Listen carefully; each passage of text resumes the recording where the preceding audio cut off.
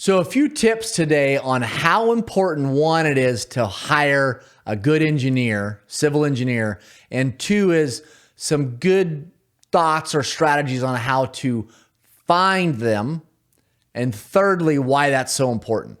So first, if you're doing deals in other markets besides where you spend most of your time or where you live, you got to understand your civil engineer is your boots on the ground. They're your representation that is in that market, that is there living. They're, like I said, boots on the ground. So they are an extension of you. And so it is so important that you hire a really good full service civil engineering company. Okay. Two is, how do you find them, right? Great question. I've been asked it a few times now, actually even recently.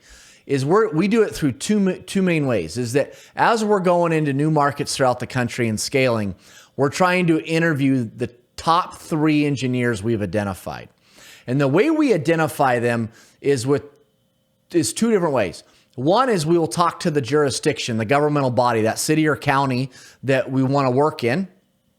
And we ask them what engineers they recommend and why, right? What engineers do they like?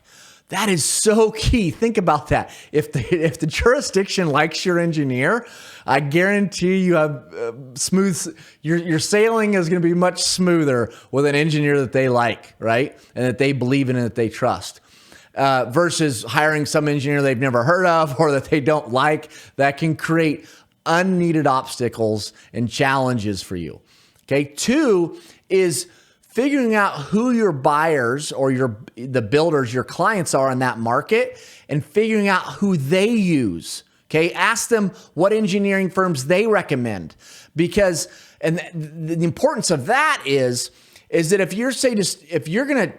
you're not going to take the deal all the way through finished lots, develop the project and sell the finished lots to the home builder to then build the houses, if you're going to exit prior to that, if you're going to exit at land use approval, preliminary plat approval, or if you're going to exit after your due diligence, is that if you work with an engineer that they know and trust and like and that they work with, it makes that transition from your company, transitioning the project from your company over to their company much smoother.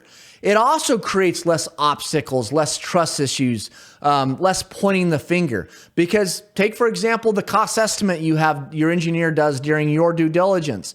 Do you think your builder, your client, your buyer is going to trust that cost estimate more if they work with that engineer themselves? Of course they will.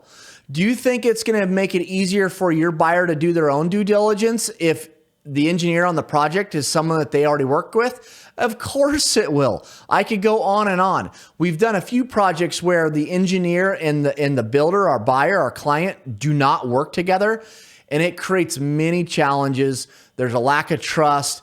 There's obstacles that are unneeded versus when I work with an engineer and a builder that work together outside of me. So anyways, quick tip. Hope you found it valuable, and hope you all have a good day. Take care. Bye-bye.